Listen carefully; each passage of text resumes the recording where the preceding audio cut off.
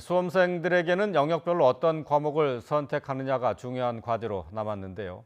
입시 전문가들은 국어는 화법과 작문, 수학은 확률과 통계를 많이 선택하고 탐구 영역은 사회탐구 쏠림 현상이 심화할 것으로 내다봤습니다.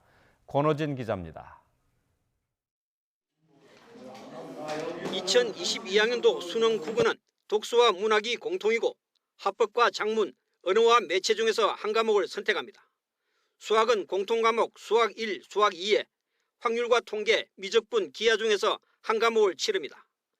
고1 학생들은 이에 따라 대학별 선택 과목 지정 현황을 눈여겨봐야 합니다. 지난 4월 서울대 등 21개 대학이 수능 과목 지정에 관한 내용을 발표했는데 국어는 계열 구분 없이 선택 과목 지정을 하지 않았습니다. 수학과 탐구 영역도 문과에서는 지정 과목이 없습니다. 하지만 이과의 경우 서울 주요 8개 대학이 수학은 선택 과목 3개 중에서 미적분과 기하 중 하나, 탐구는 과학 탐구 중 2과목을 택하도록 했습니다. 한양대 등 아직 선택 과목을 발표하지 않은 상위권 대학들도 비슷할 전망입니다. 수학 과목이 이과 수학으로 특정이 됐는지 과학 탐구가 특정 과목으로 지정됐는지 확인을 해보고 문이과 선택을 어떻게 할지부터 결정하는 것이 바람직합니다.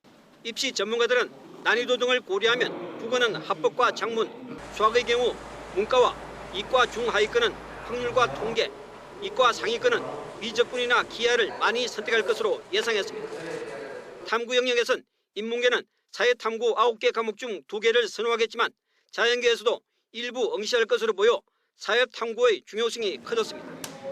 전문가들은 따라서 2022학년도 입시는 수능에 더 비중을 두고 대비할 것을 강조합니다.